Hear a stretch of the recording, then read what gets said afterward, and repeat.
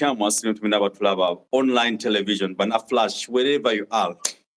Abali mu America, abali mu Canada, abali London, diaspora at large. No East Africa, West Africa, globe wise. Twebaza omukama bulamba batu wadde tushali balamu ate tukumye okwawereza nga bulijjo ne mukulu John Sembatya asinzidde eri mu America ate ffe nga tuli wano mu Africa mu nsi yaffe Uganda. Ebigenda maaso bingi mu ggwanga ate bedha nsooka n'okusaasira bannaffe abafiiriddwa abantu baabwe eyo mu America mu California gwe bayise wildfire omuliro gutaagusa abantu bangi omuli n'Abannayuganda bannaffe so tuli wala okunyolwa kwaffe Abannayuganda bafiidde mu America mwogwo omuliro gwakutte sorry about that n'abasigadde bonna nawane waka twafiidde omukulu Honorable Segirinya naye bannange tumusaasa famire ye n'ab'enganda naddala banna struggle okutwaliza mufeena musajja abadde teri antama naye nga twamufiiriddwa. Tujja kutuukako n'ebiri mu Congo mu M23 bamaze okutta abantu ababasse kwegamba ne tugamba why since we are in revolutionary politics bino bijja lwa nkyukakyuka oba lwa mbeera ya nsi ebintu biri mu kutambula sebuza kwa tulaba tutandikira awo. Dr. Nkulamusezzaako ewamu n'abakuwuliriza ewamu n'abatulaba. Twebaza Katonda tutuusiza ku lunaku olwaleero ku budde nga buno okubanga tuteesa ku ebyo ebitambula mu nsi yonna okutwaliza ewamu. Ensi yafuuka global nti kati osobola okugeraganya n'omuntu ali mu nsi ey'enjawulo kasita oba nga okkiriza nti tekinologi gwe mulembe gwaffe. So ntumirako baganda baffe abali mu Japan abali waliwo abali e Bungereza bemanyi abalaba programu eno. I would not love to personalize people kwa basasudde sente za kuboogerako but they are watching. Yes, njagala okwebaza sponsor waffe wano at sponsoring naye waali naye ate above everything twetaaga ba sponsors abalala kubanga it's expensive to put this program all together. Bintu bingi ebiri behind the curtains for this program to exist. Era ffe okusigala nga tuweereza nga era tubaako kye tunyonnyola. Ntwala okusaasira kwange eri Abannayuganda abanyigiriziddwa n'omuliro mu state ya California. It's not yet good news and I call upon all Ugandans abali mu US okulaba nga ffenna tugezaako tudduukirire baganda baffe abo abaviiriddwako abaabwe baviiriddwako amayumba buli kintu kyonna kyaweddewo kubanga wadde olina kudduka kutaasa bulamu bwo tewali kye basigazza tewali kati so kyeyafulumye nakyo kyekyo kyalina obulamu si bulungi n'omulundi n'ogumu ate era nentwala okwebaza kwange eri the Massachusetts community or Boston community Waltham n'ebitundu ebyetooloddewo olw'omukwano gwe balaze eri munnayuganda munnaffe mukyala Cole eyafiira mu ddwaliro nga talinaako muntu we n'omu amumanyi wano mu ggwanga lya Amerika teri amumanyi naffe baatugamba bugambi nti waliwo omunnayuganda eyafiiridde mu ddwaliro. So it's a challenge. Bayogedde ne famire ye eggulu ne balaba nga ddala baatusabye tube nga tusindika omuntu waabwe abe nga addayo eggulu. So I also call upon all Ugandans in Massachusetts and all people in this American community. Ensendera sigenda soogerera kwasi zimanyi. Belong somewhere. Baake wantu woogwa abantu basobola okugamba nti oyo mulokole oyo musiraamu oyo ali wano oyo ali wali. So tusobole okulaba waayo tutandikira. Naye njagala okwebaza Bannayuganda in one way or the other abaituse ne bagamba tujja gezaako tukyasonda sente zikyetaagisa but njagamba nti kudos let me give you flowers nti we tutuuse so far si we watuusa ku nkomerero naye at least walaze nti n'enkomerero esobola okutuukibwako. So nsaba ekisa kya Katonda kibeere wamu nammwe nga tuzzeeyo munnayuganda munnaffe Uganda ffenna ly'ekkubo kyonna ky'olinawo kitoole akakiiko baataddewo akakiiko akatuyambako okulaba nti tuzzaayo muganda mwannyinaffe oyo. Yes, gezaako yitemu akakiiko olabe sente zeetaagisa okuzza omuntu e Uganda guli $1,200 ogwa $, si sente ntono nga as of now sente zakafunikawo zikyali ntono era tezimukomyawo naye mmanyi nti kisoboka bwe tuba tukwataganyidde wamu ffenna nga bannayuganda kubanga kyemmanyi ku bannayuganda balina omutima ogwagala baagala ate era Katonda tutonda nga tuli abantu abaagala. Mu buufu obwo nga nvudde mu ggwanga erya Amerika eri bannayuganda bannange kitalo nnyo ekya Honorable Sseggirinya. Si mawulire malungi we twakolera vidiyo ewedde ndowooza rekodi we twabira mu studio omulundi ogwedde ndowooza yitannaba kufa tugenza okudda nga mawulire malala. So kitalo nnyo ddala, kitalo eri famire, kitalo nnyo eri bannankyukakyuka, nammwe tubasaasidde. Bwentyo nno bwe nziguddewo nange taata. Okay, weewaawo twenza tweyanzeege. By the way, it's quite very important. A single Ugandan life matters. No nga si muna Uganda, but a single life of any person matters. So bamuvuddeyo ffenna ne tukola ekisoboka okuyamba omukyalo oyo. I also appreciate mbebale kufaayo nga babikola omugenzi jjajja n'oyo batumukolere n'abasigadde bonna because nti kye tulina okukola kya kwebeezaamu kuyamba munnayuganda munnaffe tusobole okubaawo. Amid this situation, mwebale abali ku online television, Flashlight, ku Twitter handle kwe tuli, ku Facebook we are there, and our website which is www.theflashlightug.com. You can find us over in different versions. Ffe tusinziddwa ne Kampala mu Uganda, ffe tuli ku ground g'osinzidde mu America ku ground y'ewamwe. Njagala nkubemu akafaananyi embeera gy'olabye ku lunaku olwajja mu kuziika omubaka Honorable Sseggirinya. Rumors, some people are saying nti national platform abana struggle bases abobi. Ate ne NUP fraternity egamba mpuuga weeyisiza bubi. Gwenga kinomu as a political revolutionist person in your mindset, ekintu kino kyaba ku side ki because we must learn something from this. If it happens again, we continue with the system. What do you say about that? I will come you to the show. Dr. Constant Network Anunji. Kyanaku olwa byonna ebyabaddewo era sinza bisanyukira. Naye nga tonnaba kufa togambanga nti buli kintu okirabye. Bingi bikyajja. Ku myaka gino gye tuliko twalabye ebitalabwanga kama wano mu ngeri emu oba endala. Ffenna twatandise okuwulira amawulire g'okuvaawo oba okufa kwa mulwanyi munnaffe member wa parliament okuva ku ssaawa 11 ez'okumakya. Ne tumanya nti kaweddemu akamukulu Sseggirinya oba Honorable Sseggirinya. Tutandika okulaba ebintu ebyewuunyisa okuva nga kimaze okwogerwa era nga amasimu gamaze okuyitiŋŋana okuva mu gavumenti n'okuva mu kitebe kya National Unity Platform. These are two independent bodies in one way or the other. Nti kizibu okuba nga zonna zirina policies ezifaanagana. But sometimes there must be maturity erina okubeera practiced to bring a mutual ground which is not biased. Naye mu ntandikwa olabirawo nga biasness etandikirawo okuva lwe batandise ogamba nti kuba tusooka ffe okulaba official information eraga nti amaze okuva mu bulamu bw'ensi. Principal His Excellency Robert Kyagulanyi Ssentamu ye yasoose otuteerayo family ge twasoose okulaba. Ate era ye yennyini n'asooka ate agajjayo n'agamba mulindeeko. Kati biasness we yatandikidde okujja. And the question was, omuntu yafudde ssaawa 11 ku 12 ez'okumakya.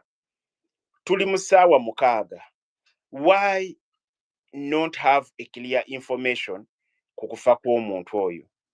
Era tulaba Mpuuga oba yayingidde atya eddwaliro lye twamulabye ng'alifuluma era nga tayagala kukola interview ya muntu na muntu yenna. For the first time, kwa Mpuuga ayagala nnyo media nnyo okusinga omuntu omulala. niyo olaba Mpuuga agaana okuwa interview ng'omubuuza nti omulwadde ali atya program ziri zitya. There was a lot of biasness eyatandise okuba ng'erabibwa. So people started being cautious nti what is happening, waliwo ekitali kituufu, waliwo ekitali kituufu. Eyadde afudde yadde mubaka wa gavumenti, yadde mubaka wa parliament, era ng'akiikirira abantu b'e Kawempe South. So in this kiki badde balina okukola procedure nga member wa parliament afudde ebeera etya, kubanga already kati tulinawo omukyala member wa parliament omufu eyafudde bamuyita Wadiri owe Koboko, teri n'omu amwogerako. Why? Agenda di mu parliament bamusabire, era ye ebibye bigenda kutandika kukola ddi. Naye buli omuntu lwafa nga gavumenti emuyinako interest ng'erinako kyerowooza ekiyinza okuleeta obuzibu, gavumenti yennyini yetandika okuleeta confusion mu bantu, esobole okulaba nti it can monopolize whatever that is happening. Mu bino ebintu bye tulabye nga honorable Zaakafu, I mean honorable Mha Segirinya ng'afudde, yes ng'afudde, twabirabako era tuzze tulaba nga waliwo ebifaanagana. Njagala oddemu otunuulire omwana wa Nadduli bwe yafa kyekyaliwo gavumenti yali reacting etya. The same way. Zebra Mando bwe yamala okufa nga bamukubye amasasi, gavumenti ya responding etya. Ichuli bwe yafa, gavumenti ya responding etya. Nabanda bwe yafa, gavumenti ya responding etya. Kati ogenda kwekanga nga bonna balina something in common. Tuddeyo Jacob Olanya, speaker of parliament bwe yafa kyekyaliwo, kabula kate bagefuge ne family n'abantu abalala bonna. Kati now the question is why government erina interest mu bafu abamu nga tebalinako interest. So this is what I'm trying to bring to you. This is what I'm trying to explain. Nti ebintu by'omwami ono ebyatuuse, government had an interest, naye nga liwo abantu abagamba abamu nti naye nedda bwe mba mu mabeyiro lwaki kati mumwagala. Mwe muli government eyagala omuntu afudde. Muli government eyagala omuntu afudde. Oli bw'abanga temumuwadde beyiro n'alwala n'atuuka n'okufa, n'avunda olususu nga luvugyamu ebituli, n'awanika ekigere mu bbanga n'agamba nti ssebo omulamuzi nyamba ngende nfuna obujjanjabi. Obukambwe nga bungi nnyo tebajja kuwa. Kati omulambo gwe gwabadde ogw'amaanyi nnyo. Baagala mufu oba baagala mulamu? Baagala mufu. Kati mu mbeera bw'etyo controversies zadde tezinza butajja. Era gavumenti egenda kufulumya propaganda nyingi. Naye jjukira video bo bennyini be bazitadde era tuzirina nga bali mu kuwa family ssente. Amaloboozi ag'amasimu tugalina nga bagamba family muginyigirize ereme kukkiriza mulambo kubeera eri bukirire wansi. Interest egijjawa ku bafu. Buli munnayuganda ali wasi milioni 5 milioni 10 ng'amaze okuttibwa. Lwaki abafu abaliko ebiteeso eby'enjawulo n'endowooza ez'enjawulo mu nfa yaabwe, lwaki gavumenti beesinga okwagala? Obukulu buno buzibu nnyo. Mpuuga ayinza obutakwagaza kuddamu kuweereza Ssaabasajja Kabaka. Singa buli muntu yenna ayitibwa ow'ekitiibwa yeeyisanga Mpuuga bwe yeeyisa. Mpuuga muzadde. Oyinza otya okugamba nti family abantu bagambye nti ffenna tuli eri, lwaki olinda okumala okuswala? lwaki obikaminga case study y'okuswala n'obutawulira n'emputtu empaka effutwa obutaagaliza enge zonna ng'olaba ziri ku mutwe gwe. Where are they looking for accountability ku ssente ze baabawa? Abantu bw'olaba ofumbidde abantu emmere ne bagaana oggirya weetereeze.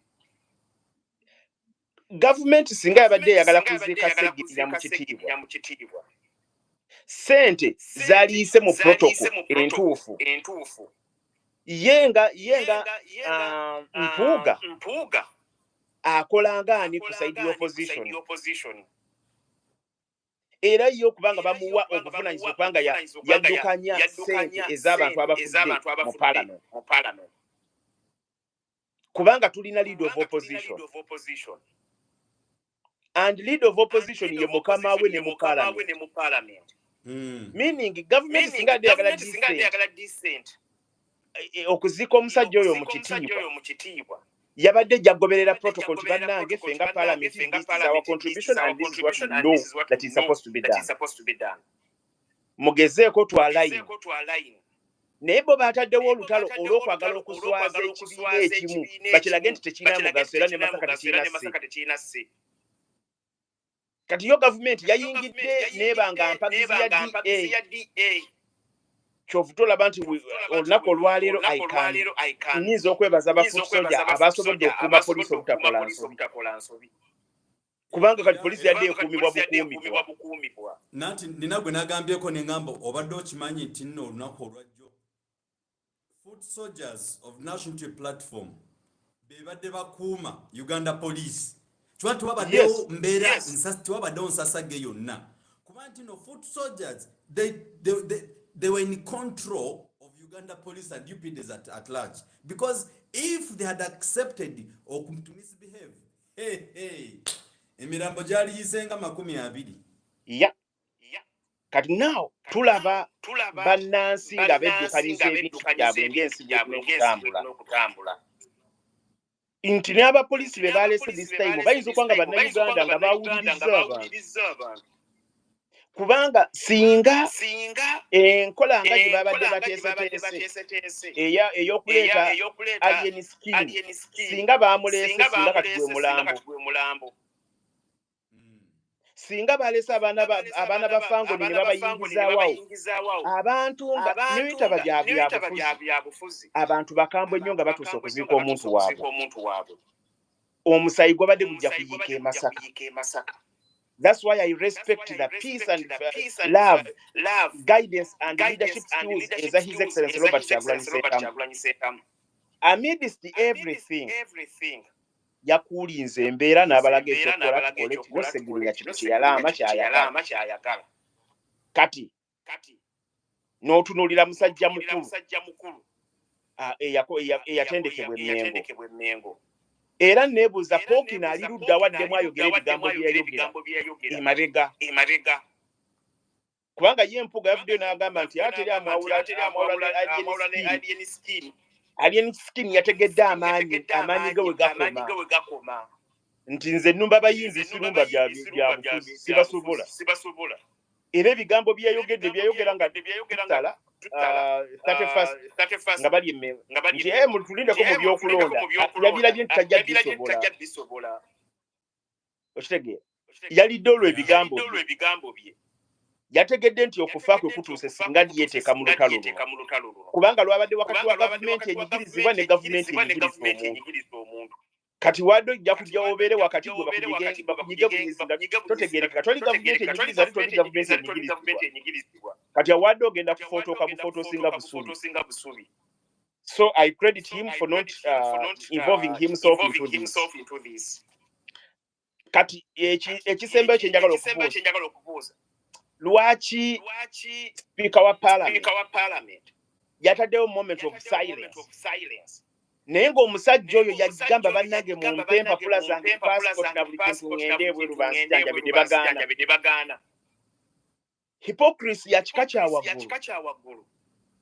Okuggyako nga banaakozesanga ssente buli lunaku okunyigiriza munnayuganda naye kino ekyajjole kabeere kakanda akamu akabalaga nti bannansi bwe banaba bamaliridde okukola kyonna kye baagala okukola basobola okukikola kubanga gyemundu zaabaddewo ssente zaabaddewo naye ne bagamba no kyetwagala nga bannansi kyekino tekyabadde kirungi era mpunga tayiza kuweebwa credit mu kino ogaana otya famire okuziika abaana ne bataziika taata waabwe olw'okuba mubawadde ssente omukyala ne mumukwata ne mukuba n'amasimu tubatutte kiba kitegeeza bamwadde bagala kubba mulambo mwali gusiiseewa era mwaziise eki kubanga mwakumye olwani era bwe mwamaze mwamuziiseewa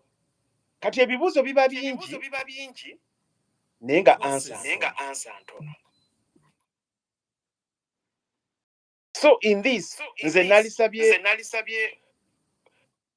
Mpuuga nti addemu alowooze nga balooya we balowooza tulowooza nnyo nti balooya bagezi naye ndowooza batendekebwa buddi bokka na bukumpanya teriyo kintu kya kibakola bulungi omuntu n'abagamba tukole moment of silence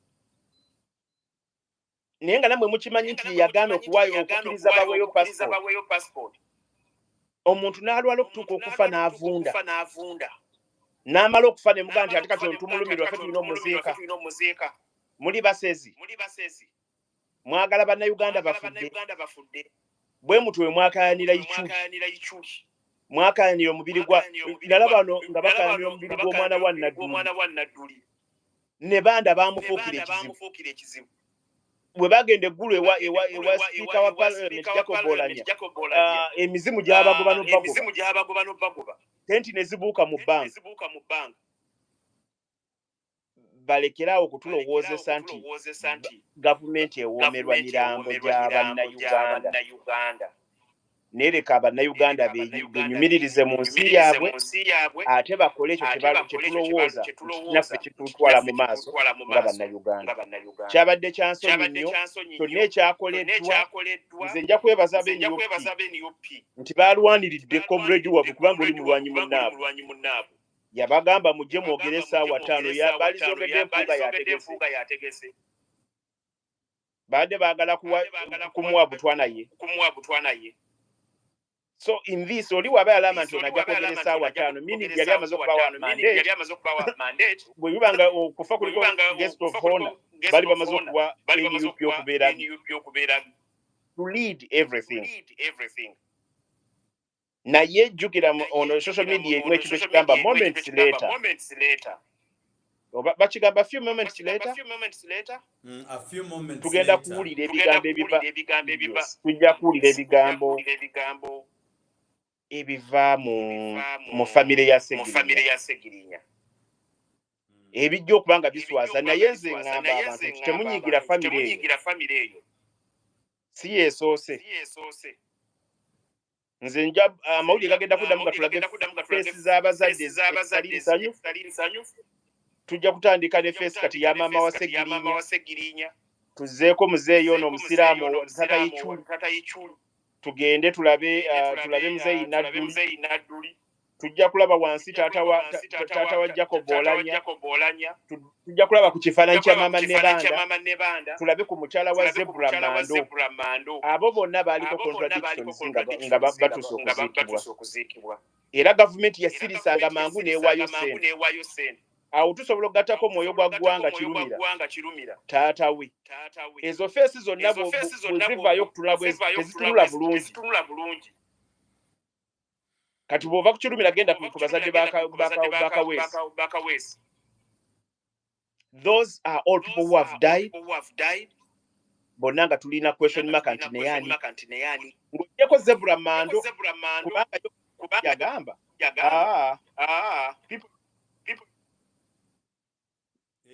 abasajja bange be baamusse those are my boys. Those were my boys. Era bwe yagambanga those are my boys are government. These are, I know we are those are people. okitege Wondering how these pigs kati oba but sometimes I ask myself, and if I'm manager w'embizzi zino tumuyita atunnyonnyoye. ali invisible naye ng'ate ayogera gye Okay, and that's it. So amakulu gacho, that's what you saw and that's what you learned and that's what you chosodo gamba see twina kwebereramu, in other words, and appreciating His Excellency Bobby Wine for the fundamental leadership skills and styles he showed yesterday. So it was very okay. Nange mwebaliza ddala nti tetwalaba ekunsasage beyond that. kubanga singa yadde wakola n'empuga yabadde ayina bameka saawe kyekyali baddewo Nkugambe kyali badde Masias. olyoka owulira omuntu omukulu ng'agambye your words nga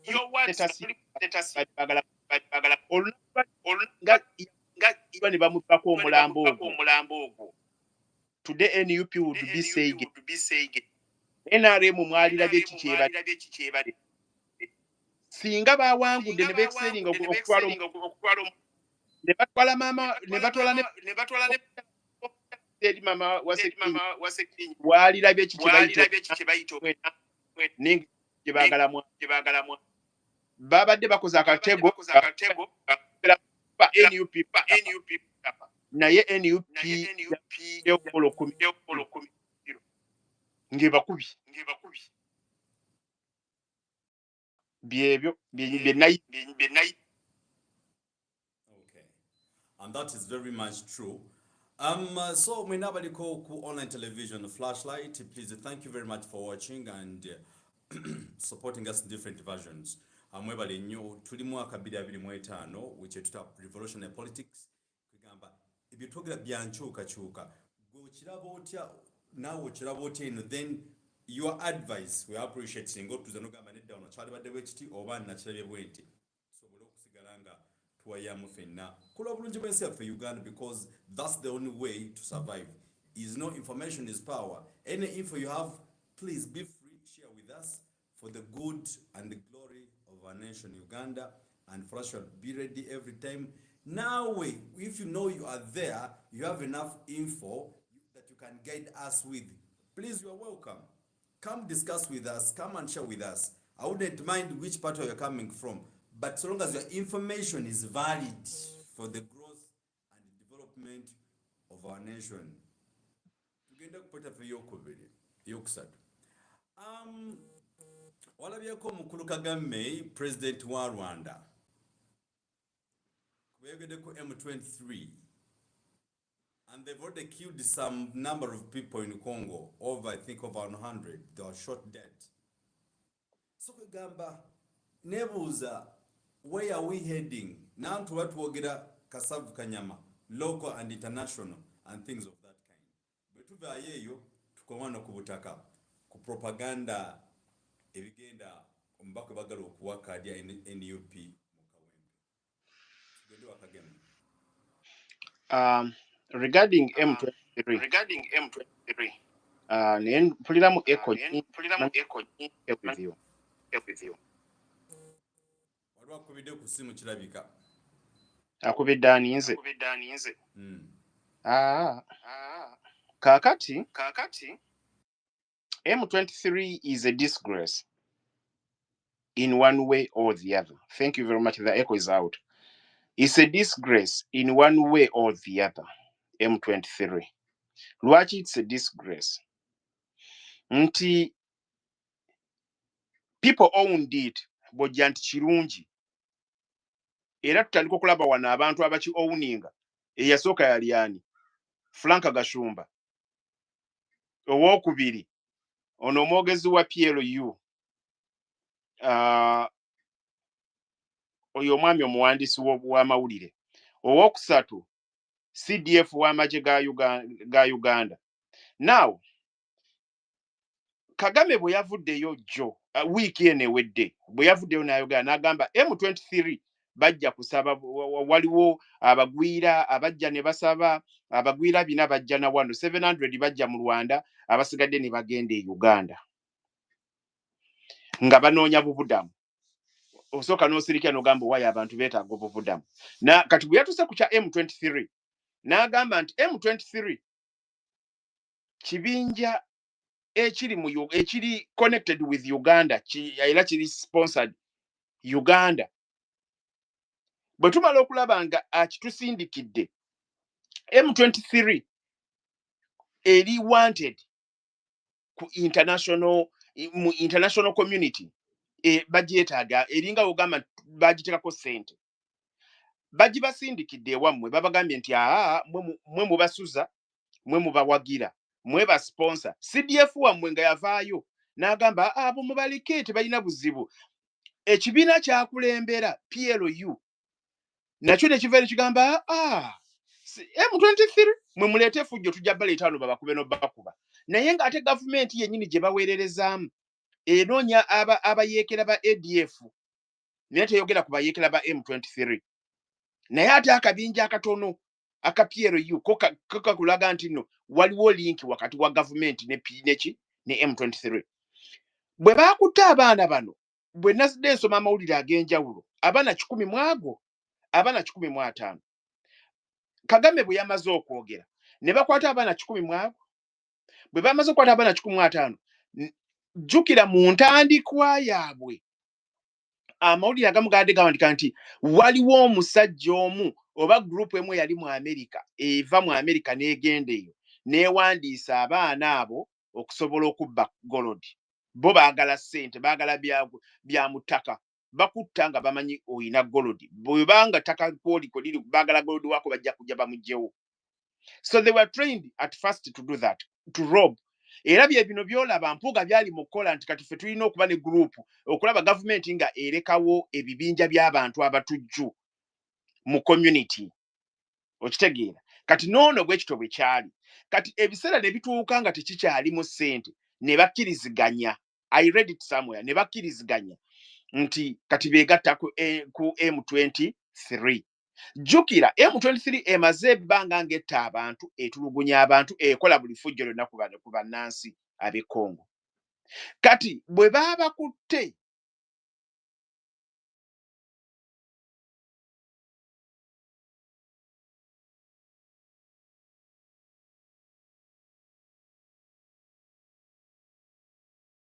No, I can't hear you.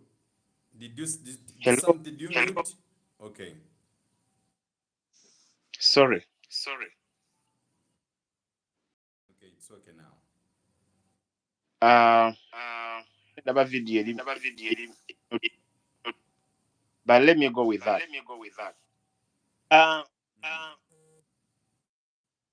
M23 I mean government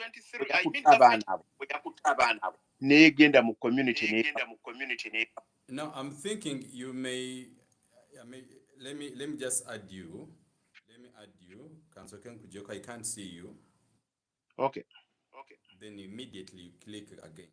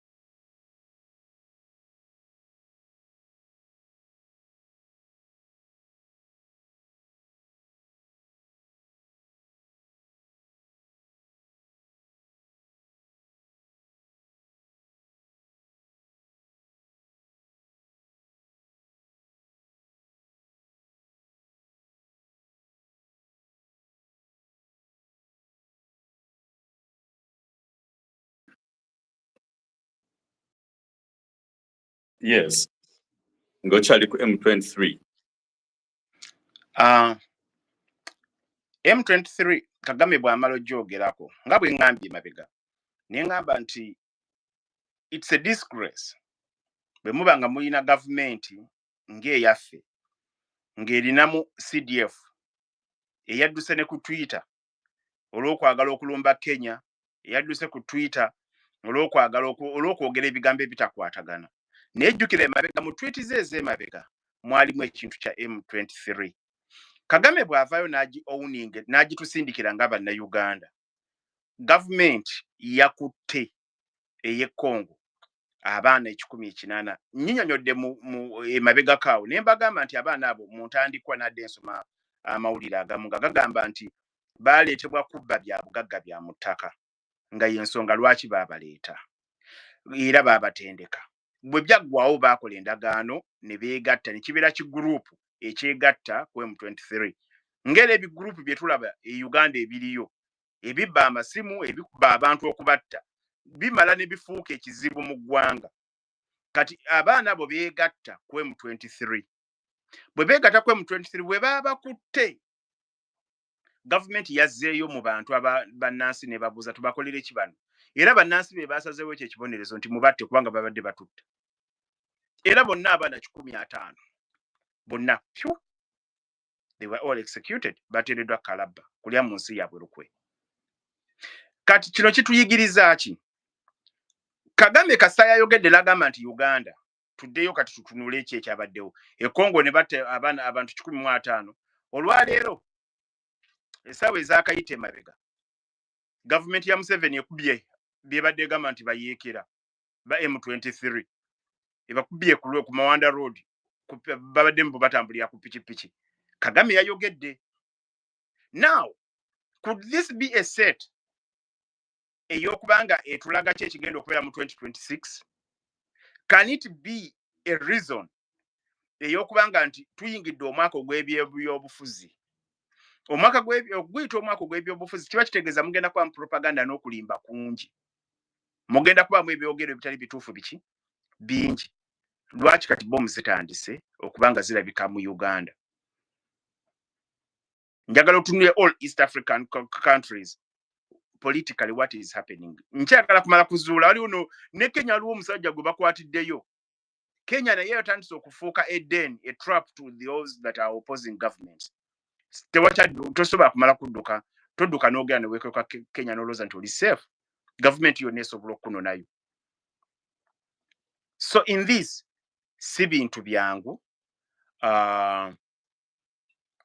Let us keep all our eyes open. Tandika okugatta gwampuliriza. Tandika okugatta byolaba. Gatta ebya politics, gatta ebiri international, ojja kutegeera ki ekigenda okubeera e Uganda in this year. That is what I can say about M23. Okay. Ekyo kirungi nnyo era weebale nnyo buli ddala. And njagala n'atulabe atuwuliriza nti naye afumiitirize ye nga kinoomu. Nti gweokirowoozaako ki? What do you think about all these? And that's why nti I encourage bonna Bannayuganda, wherever you are, even if you're not a Ugandan, you know what it takes to let us know, understand. Please, you have the floor. Just be there, discuss with us, because what you are doing, we are doing this purposely for the upcoming generation, because we are in a field, I can't even define it. So what is our role? How can we build our generation afresh? How can we come back on the same route? How can we help our communities survive? So, nga olaba kikulu nnyo tulina okweweereramu, tulina okwekwatiramu tusobole okuyamba ensi yaffe esobole okubaawo. But otherwise, if you don't do this, we are going away. Era kyoba nti n'omukulu John nti we are trying to get information from you guys abali e Bulaaya, abali abakadaama, abali Lidda, whatever people, whatever they are, because tukyetaaga ku lw'obulungi bw'ensi yaffe. Not because of any other thing, because I know the moment we are together, we shall survive. Kakati twebuuza, of late, Jotabadde waddeko court bail gye baleese wano mu ggwanga. nga twebuuza lwaki this court bail eze mu kiseera kino? Is it because tugenda mu active politics nti bakukwata bwe bati even on the day of nomination osigale ng'okyali mu kaduukulu? Are they targeting opposition leaders? Are they targeting whoever is opposing them? What does it mean mu kaseera kano? Why should the government okujjako kye bayita court bail at this moment? What do you think could be the intention of this government? Because I know they're against the rules of law, they're against the constitution, but why are they still pumping it to take place? As I said in their previous video, bail, court bail is a right. Buli muntu yena gy'asaana. Naye what makes me think and believe nti tuli mu government ekulemberwa dictator. Era nangu gamba nti ono omusajja dictator. Ebimu ku byo byebyo. Ba dictator basurvivingira ku ki? One, sente. Bakozesa sente nyingi. Gegaba amaanyi gaabo. Two, sente ezo bazikozesa okulaba nti nno banyigiriza buli muntu yenna basobola okumugulako okumuggyako omuntu yenna amulinanye kasitaba nga takkiriziganya na gavumenti eyo. Akokubiri bakozesa emmundu, of which government ya Museveni si kubba ttaka ekozesa mmundu. Ne bw'eba egenda gula bikopo ku kampani yo ejja kujja n'emmundu era obeeko n'okutya. So emmundu kyafuuka kya bulijjo. Era kati tuzzeeyo mu mbeera ey'okubanga enkoko z'eggulu zaatukako ekiseera nga ziraba emmundu zidduka nga nazo zimanyi nti ekyo ekyuma kitta. Nazo zaatukako ekiseera nga zitya okufa. Kati Uganda tutuuse ku ddaala ery'okubanga ffenna kati emmundu yafuuka mwana aliwo. 3, government zikozesa okutiisa n'okutulugunya abantu.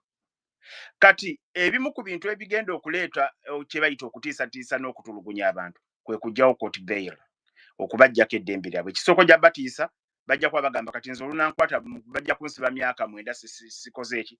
Baasibye batya looya ono looya wa Besigye nti kati myezi emeka? Si myezi 9. Yeah, bamusibye myezi 9. Naye nga tafunye bail yonna. Naye nga bamusibidde ki? Era etteeka constitution egamba etya? Kubanga constitution eyina bweyogera nti singa oyisaamu kooti amaaso waliwo ekibonerezo ekiweebwa ekyesaamusaamu era ekisookerwako. Naye olw'okuba nti bail already yatandise okuba nga president yagyogeddeko, tewakyaliwo muntu yenna. Kati tugenda kulaba era tusobola okulaba omukulembeze wa National Unity Platform n'abakulembeze be nga batandika okusibwa ewatali kweyimirirwa. Lwaki? Kubanga omuntu yenna alina endowooza y'obwannakyemalira amaliriza is an oppressor, amaliriza anyigiriza abantu. Bagenda kusibya. Kati bw'oba olina enkaayana ku ttaka lyo olina akutwala mu kooti kaba kaweddemu, ogenda okudda nga baalizimbako dda, tewaliwo bail. Bwe mukaayanira essente n'ogamba gundi nkubanja sente zange empa sente n'okutwala mu kooti, kooti tegenda kuwa bail oveeyo kubanga eryo eddembe baaliggyeewo. Now abantu abasibibwa ku bwereere nga tebazizza misango ate bo bagenda kubeera bati. Ddi lw'ogenda okakasa nti ogwo omusango si gugwo? Kati tugenze mu mwaka gwa politics. Kitegeeza nti omwaka guno be bagenda okusiba bonna tewali n'omu agenda kweyimiririrwa kubanga abantu babaddewo nga basegirinya, babaddewo ng'ekibawangaaza bail. Bannambooze bonna bali ku court bail. Yogera ku ono Lord Mayor ali ku court bail. His Excellency Robert Kyagulanyi Ssentamu ali ku court bail. Buli almost every politician ali ku opposition ali ku bail olusaawa eno.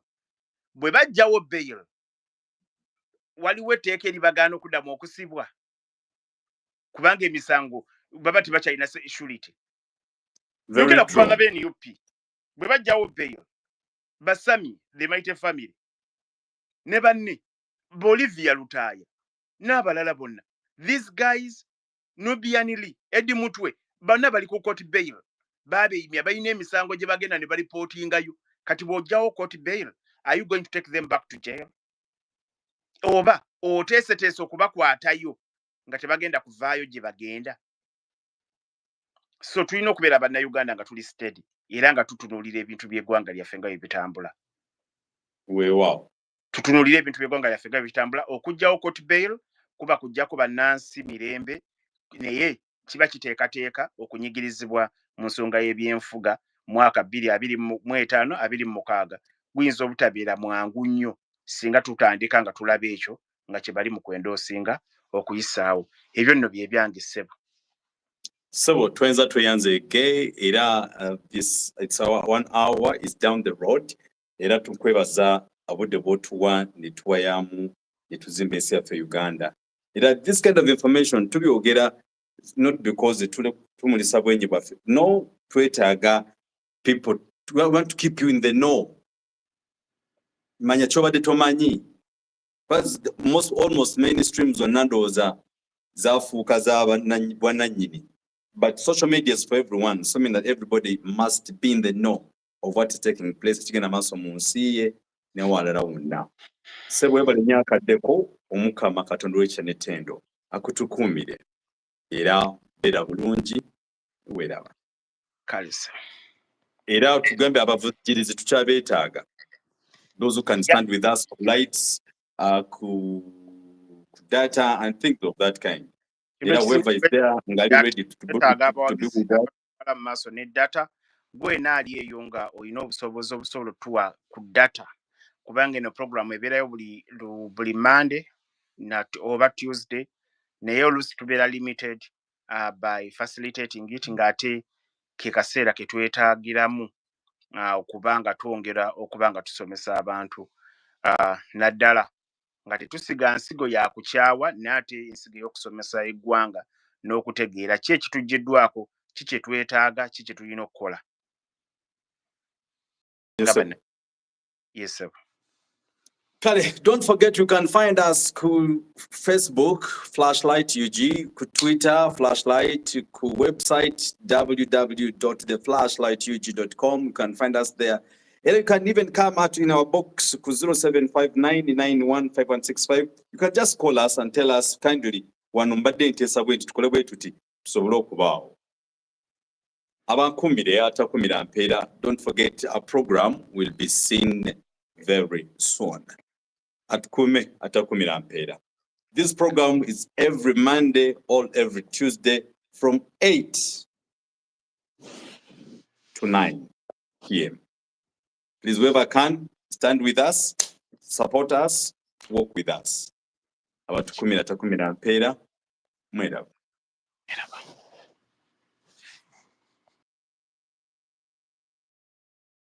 I appreciate everybody. Thank you very much for your time. Mwebale nnyo mwenna bana Uganda. Abankumira omukama atakumira mpeera. Mbere bulungi, mweraba.